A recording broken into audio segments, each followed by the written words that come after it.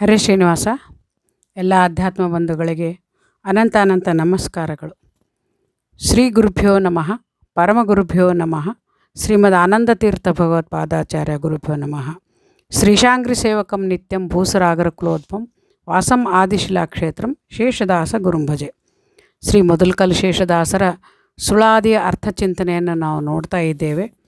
ಮಟ್ಟತಾಳದ ಒಂದು ವಿಷಯವನ್ನು ನಾವು ಅರ್ಧ ಭಾಗವನ್ನು ನೋಡಿದ್ವಿ. ಯಾಕಂತಂದರೆ ಸುಳಾದಿಗಳು ಬಹಳ ಅರ್ಥಗರ್ಭಿತ ಹಾಗೂ ವಿಶೇಷ ಅರ್ಥಗಳನ್ನು ಒಳಗೊಂಡದ್ದರಿಂದ ಅದನ್ನು ನಾವು ಸಂಕ್ಷಿಪ್ತ ಮಾಡಲಿಕ್ಕೆ ಇಲ್ಲ, ಹೆಚ್ಚು ವಿಸ್ತಾರವಾಗಿ ನೋಡೋದಕ್ಕೆ ಉಂಟಂತ ಹೇಳ್ತಾ ಅರ್ಧಕ್ಕಾಗಿ ನಾವು ನೋಡಿದ್ವಿ. ಪ್ರಾರಬ್ಧ ಕರ್ಮ ಅನ್ನೋದು ಬಿಡಲಿಕ್ಕೆ ಸಾಧ್ಯ ಇಲ್ಲ ಅಂತ ಹೇಳಿದ್ರೆ, ಚತುರ್ಮುಖ ಬ್ರಹ್ಮನಿಂದ ಹಿಡಿದು ಎಲ್ಲರೂ ನಿನ್ನ ಪ್ರಾರಬ್ಧ ಕರ್ಮವನ್ನು ಉಂಡೇ ಅವರು ಅನುಭವಿಸಿ ಕಳ್ಕೊಳ್ಳೇಬೇಕು ಅನ್ನೋದನ್ನು ಒತ್ತಿ ಹೇಳ್ತಾ ಚತುರ್ಮುಖ ಬ್ರಹ್ಮನಿಂದ ಹಿಡಿದು ನಾವು ನೋಡಿದ್ವಿ.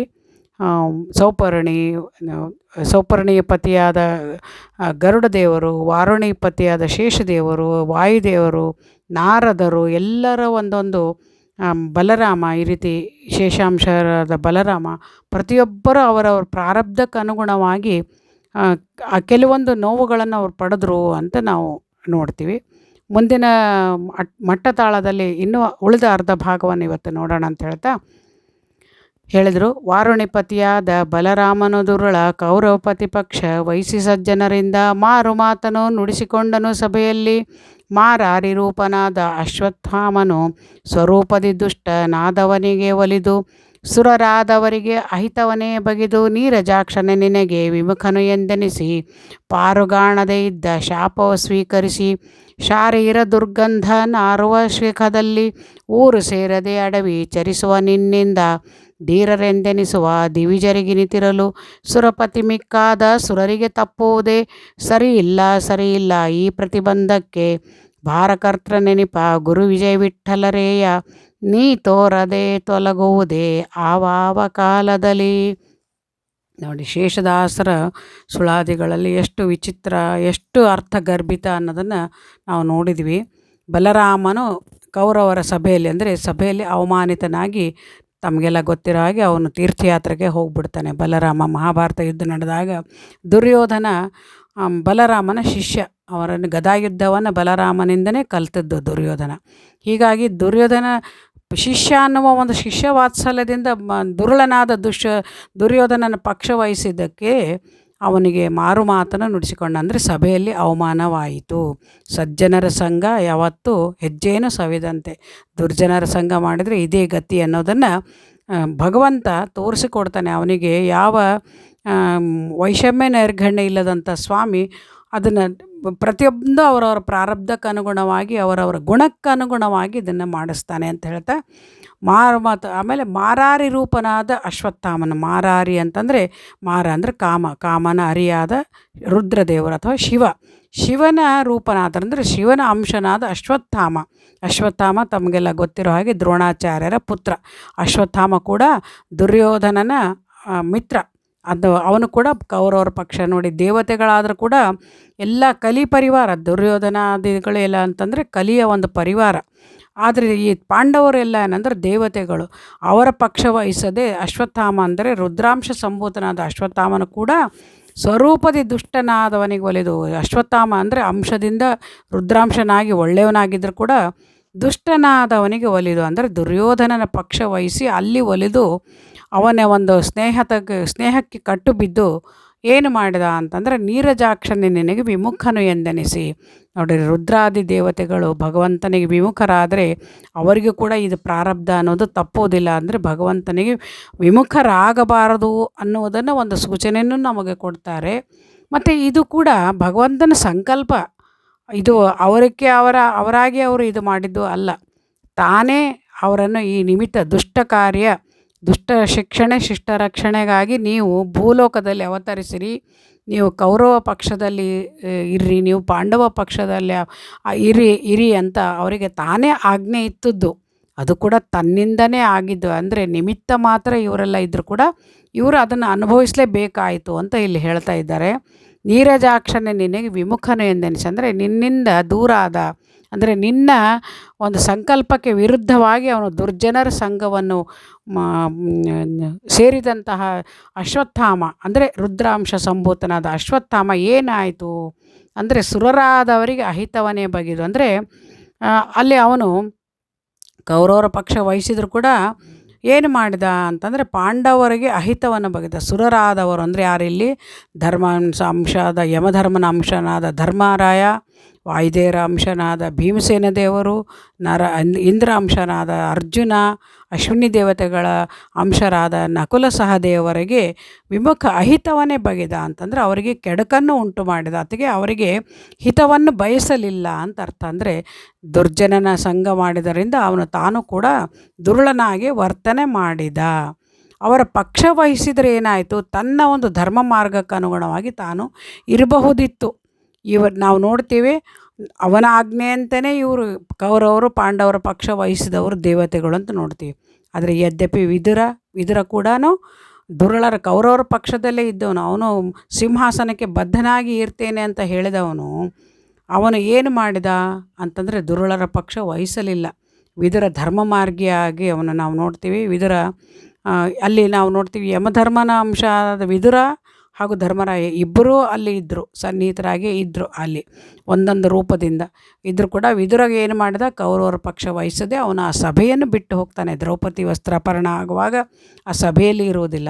ಮತ್ತು ಈ ಮಹಾಭಾರತ ಯುದ್ಧದಲ್ಲಿ ಕೂಡ ಅವನು ಭಾಗವಹಿಸುವುದಿಲ್ಲ. ಎಲ್ಲೆಲ್ಲಿ ಅಧರ್ಮ ನಡೀತಾ ಇರ್ತದೋ ಅಲ್ಲಲ್ಲಿ ವಿದುರ ಏನಂತಂದ್ರೆ ಅದನ್ನು ಖಂಡನ ಮಾಡ್ತಾ ಇರ್ತಾನೆ. ಇದು ನಮ್ಮ ಧರ್ಮ, ಅದನ್ನು ಕೂಡ ಹೇಳ್ತಾರೆ. ಯಾಕಂದರೆ ನೀವು ಯಾರ ಪಕ್ಷನೇ ವಹಿಸಿ, ಯಾರ ಪಕ್ಷದಲ್ಲೇ ಇರಿ, ಆದರೆ ನಿನ್ನ ಧರ್ಮ ನಿನಗೆ ಏನು ಹೇಳ್ತದೆ, ನಿನ್ನ ಆತ್ಮ ಏನು ಹೇಳ್ತದೆ, ಮನಸ್ಸು ಏನು ಹೇಳ್ತದೆ, ಭಗವಂತನಿಗೆ ವಿಮುಖವಾಗಿ ಈ ಕೆಲಸ ಮಾಡಬಾರ್ದು. ಅದು ತಪ್ಪು. ಸರಿ ತಪ್ಪುಗಳ ಒಂದು ಪೂರ್ವ ಉತ್ತರವು ವಿವೇಚನೆ ಮಾಡಿ ನಾವು ಕ್ರಮವನ್ನು ಕೈಗೊಳ್ಳಬೇಕು.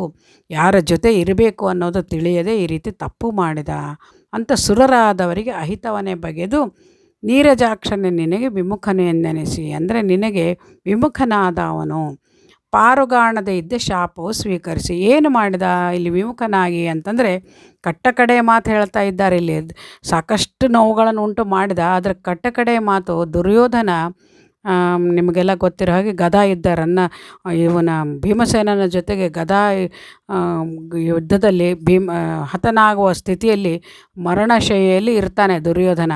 ಆವಾಗ ಇವನು ಅಶ್ವತ್ಥಾಮ ಬರ್ತಾನೆ ಸ್ನೇಹಿತನ ನೋಡಲಿಕ್ಕೆ. ಬಂದಾಗ ಏನು ಹೇಳ್ತಾನೆ ಅಂತಂದರೆ, ನೀನು ಕೌರವರ ಸಂತತಿಯನ್ನು ಬೆಳೆಸು ಅಂತ ಹೇಳ್ತಾನೆ. ನಾನು ಬೆಳೆಸ್ತೇನೆ ಅಂತ ತನ್ನ ಒಂದು ಮಾತು ಕೊಡ್ತಾನೆ. ಅದರ ಜೊತೆಗೆ ಇನ್ನು ಏನು ಮಾಡ್ತಾನೆ ಅಂತಂದರೆ, ಅದಕ್ಕಿಂತ ಮುಂಚಿತವಾಗಿ ಪಾಂಡವರಂತ ತಿಳ್ಕೊಂಡು ಉಪಪಾಂಡವರ ಮಲಗಿರ್ತಾರೆ, ಯಾರು ದ್ರೌಪದಿಯ ಮಕ್ಕಳಾದ ಉಪಪಾಂಡವರ ಶಿರಗಳನ್ನು ಕತ್ತರಿಸಿ ತಂದು ತನ್ನ ಸ್ನೇಹಿತ ದುರ್ಯೋಧನಿಗೆ ತೋರಿಸಿ ಇವರು ಪಾಂಡವರನ್ನು ಸಂಹಾರ ಮಾಡಿದ್ದೇನೆ ಅಂತ ತಂದಾಗ ದುರ್ಯೋಧನ ಹೇಳ್ತಾನೆ, ಎಂಥ ಕೆಲಸ ಮಾಡಿಬಿಟ್ಟೆ, ಇವರು ಪಾಂಡವರಲ್ಲ, ಇವರು ಉಪಪಾಂಡವರು. ಅಯ್ಯೋ ನನಗೆ ಗೊತ್ತಾಗಲಿಲ್ಲ. ಅಂದರೆ ಮಲಗಿದಾಗ ಅವರನ್ನು ನೋಡದೆ ತಾನೇನಂತಂದರೆ ಕತ್ತಲೆಯಲ್ಲಿ ಅವರ ಸಂಹಾರ ಮಾಡ್ಕೊಂಡು ಬಂದು ಉಪಪಾಂಡವರು ಅವ್ರು ಏನೋ ಮಾಡದೇ ಇದ್ದಂತಹ ಏನಂತಾರೆ ನಿರಪರಾಧಿಗಳಿಗೆ ತಾನು ತಲೆ ಕತ್ತರಿಸಿ ತಂದದಕ್ಕೆ ಅದು ಶಾಪವನ್ನು ಕೊಡ್ತಾರೆ. ಏನು ಶಾಪ ಅಂತಂದರೆ ನೀರಜಾಕ್ಷನೇ ಪಾರುಗಾಣದೆ ಇದ್ದ ಶಾಪವು ಸ್ವೀಕರಿಸಿ. ಇದಕ್ಕೆ ಪಾರುಗಾಣದೆ ಅಂತಂದರೆ ನೋಡಿ, ಈ ಕಲಿಯುಗ ಮುಗಿಯುವವರೆಗೆ ಈ ಏನಂತಾರೆ ಈ ಒಂದು ಪೂರ ಇದು ಮುಗಿಯುವವರೆಗೂ ಕೂಡ, ಕಲ್ಪ ಮುಗಿಯುವವರೆಗೂ ಕೂಡ ಯಾವ ರೀತಿ ಇರಬೇಕಾಗಿದೆ ಅಶ್ವತ್ಥಾಮ ಅಂತಂದರೆ ಹೇಳ್ತಾರೆ, ಶಾರೀರ ದುರ್ಗಂಧ ನಾರುವ ಶಿಖದಲ್ಲಿ ಊರು ಸೇರದೆ ಅಡವಿ ಸಂಚರಿಸುವ ನಿನ್ನಿಂದ. ನೋಡಿ, ಇದರ ಹಿಂದೆ ಒಂದು ಹಿನ್ನೆಲೆ ದೊಡ್ಡ ಕಥೆಯೇ ಹೇಳ್ತಾರೆ. ಏನಾಗ್ತದೆ, ಅವನಿಗೆ ಶಿರದಲ್ಲಿದ್ದ ಅಶ್ವತ್ಥಾಮ ತನ್ನ ಮಕ್ಕಳನ್ನು ಸಂಹಾರ ಮಾಡಿದ್ದಾನೆ ಅಂತ ಗೊತ್ತಾದಾಗ ಅರ್ಜುನಾದಿಗಳು ಅವನನ್ನು ಬೆನ್ನಟ್ಟಿ ಹಿಡ್ಕೊಂಡು ಬಂದು ಅವನನ್ನು ಸಂಹಾರ ಮಾಡಬೇಕು ಅಂತ ತಂದು ದ್ರೌಪದಿ ಮುಂದೆ ನಿಲ್ಲಿಸ್ತಾರೆ. ದ್ರೌಪದಿಗೆ ಕೇಳ್ತಾರೆ, ಇವರಿಗೆ ಯಾವ ಶಿಕ್ಷೆ ಕೊಡಬೇಕು, ಇವನಿಗೆ ನೀನೇ ಹೇಳು. ಯಾಕಂದರೆ ದ್ರೌಪದಿ ತನ್ನ 5 ಜನ ಮಕ್ಕಳನ್ನು ಕಳ್ಕೊಂಡಿರ್ತಾಳೆ. ಆ ದೃಷ್ಟಿಯಿಂದ ಅವರಿಗೆ ತುಂಬ ಕೋಪದಿಂದ ಕೇಳಿದಾಗ ದ್ರೌಪದಿ ಎಷ್ಟು ಧರ್ಮದ ಮಾತನಾಡ್ತಾಳೆ ಅಂತಂದರೆ, ಬ್ರಾಹ್ಮಣ ಮೊಟ್ಟೆ ಮೊದಲು ಬ್ರಹ್ಮಹತ್ಯೆ ದೋಷ ಕಟ್ಕೊಳ್ತೀವಿ ಬೇಡ, ಅದರ ಜೊತೆಗೆ ಇವನನ್ನು ಕೊಂದರೆ ಏನು ಲಾಭ ಇಲ್ಲ. ಯಾಕಂತಂದರೆ ಇವನ ತಾಯಿಯಾದ ಕೃಪಿ ಅವಳು ಕೂಡ ನನ್ನಂತೆ ದುಃಖ ಪಡಬಾರ್ದು. ಒಂದು ತಾಯಿಯ ಮಕ್ಕಳನ್ನು ಕಳ್ಕೊಂಡ ನೋವು ನನಗೆ ಎಷ್ಟಾಗ್ತಿದೆಯೋ ಅಷ್ಟು ನನ್ನ ಗುರುಪತ್ನಿಗೆ ಆಗಬಾರ್ದು. ಆದ್ದರಿಂದ ಇವರನ್ನು ಕ್ಷಮಿಸಿ ಬಿಡಿ, ಬಿಟ್ಟು ಬಿಡಿ ಅಂತ ಹೇಳ್ತಾಳಂತೆ ದ್ರೌಪದಿ. ಎಂದು ನಾವು ಹೇಳ್ತೀವಿ ಶಿರರತ್ನ ಅಂದರೆ ಅವನಿಗೆ ಹುಟ್ಟಿದಾಗಿನಿಂದ ಒಂದು ರತ್ನ ಒಂದು ಶಿರಸ್ಸಿನಲ್ಲಿ ಜನ್ಮ ಪರ್ಯಂತರವಾಗಿ ಒಂದು ಯಾವ ರೀತಿ ಕರ್ಣನಿಗೆ ಕರ್ಣಕುಂಡಲ ಕವಚ ವಜ್ರದ ಕವಚ ಇತ್ತು, ಆ ರೀತಿ ಇವನಿಗೆ ಕೂಡ ಅಶ್ವತ್ಥಾಮನಿಗೆ ಶಿರದಲ್ಲಿ ಒಂದು ರತ್ನ ಇತ್ತು ಅಂತ ಹೇಳ್ತಾರೆ. ಆ ರತ್ನವನ್ನು ಏನು ಅಂತಂದರೆ ಅವನಿಗೆ ಶಿಖೆ ಅಂದರೆ ತಲೆಯನ್ನು ಬೋಳಿಸಿ, ಅಥವಾ ತಲೆಯಲ್ಲಿರುವ ಬ್ರಾಹ್ಮಣರಿಗೆ ಶಿಖೆಯೇ ಮೊಟ್ಟ ಮೊದಲು ಮಹತ್ವದ್ದು. ಆ ಶಿಖೆಯನ್ನು ಬೋಳಿಸಿ ಅವನನ್ನು ಕಳಿಸಿಬಿಟ್ರೆ ಸಾಕು, ಅವಮಾನ ಆದರೆ ಸಾಕು, ಅದೇ ಒಂದು ಅವನಿಗೆ ಕೊಡುವ ಶಿಕ್ಷೆ ಅಂತಂದು ಆ ಒಂದು ಶಿಖೆಯನ್ನು ಅಶ್ವತ್ಥಾಮನ ಶಿಖೆಯನ್ನು ಭೀಮಸೇನ ದೇವರು ಅದನ್ನು ಕಿತ್ತು ಹಾಕಿಬಿಡ್ತಾರೆ. ನಾರಿರೋದನ ಕೇಳಿ ಮನಮರಿಗೆ ಗುರುಸುತ್ತಾನ, ಹಾರು ಹೊಡೆದು ಗುರುಸುತ್ತ ಅವನು ಹಾರು ಹೊಡೆದು ಶಿರರತ್ನ ಕಿತ್ತಿ ತೆಗೆದು ಅದನ್ನೇನಂತಂದ್ರೆ ಅದು ಏನಾಯಿತು, ಅದು ಗಾಯ ಆಗಿಬಿಡ್ತು. ಆ ರತ್ನವನ್ನು ಕಿತ್ತಿ ತೆಗೆದದ್ರಿಂದ ಏನಾಯಿತು, ಶಾರೀರ ದುರ್ಗಂಧ ನಾರುವ ಶಿಖದಲ್ಲಿ. ಅದು ಏನಂತಂದರೆ ಊರೂರು ಸಂಚಾರ ಮಾಡ್ತಾ ದುರ್ಗಂಧ ನಾರ್ತದೆ.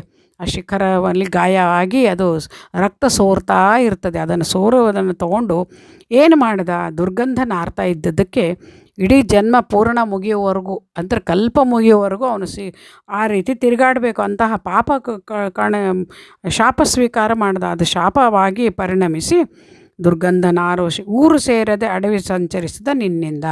ಊರನ್ನು ಸೇರಲಿಲ್ಲ. ಯಾಕಂದರೆ ಈ ಒಂದು ಶರೀರದ ದುರ್ಗಂಧದ ಜೊತೆಗೆ ಅವಮಾನ. ಬ್ರಾಹ್ಮಣರಿಗೆ ಶಿಖೆ ಬೋಳಿಸಿದರೆ ಅದು ದೊಡ್ಡ ಅವಮಾನ.